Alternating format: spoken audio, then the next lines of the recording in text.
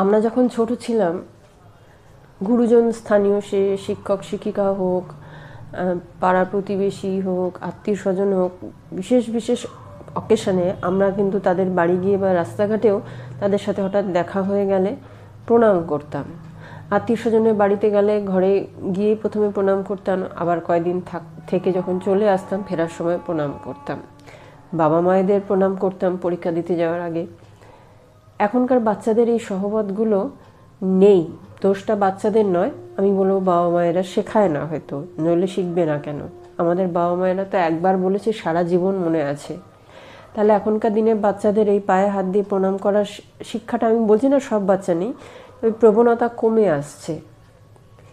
মানুষকে সম্মান দেওয়া, শ্রদ্ধা করা, এগুলো শেখানোটা প্রচণ্ড জরুরি। তাতে নিজেদের অনেক কিছু শেখার আছে এর থেকে। এই বেসিক মূল্যবোধগুলো বাচ্চাদের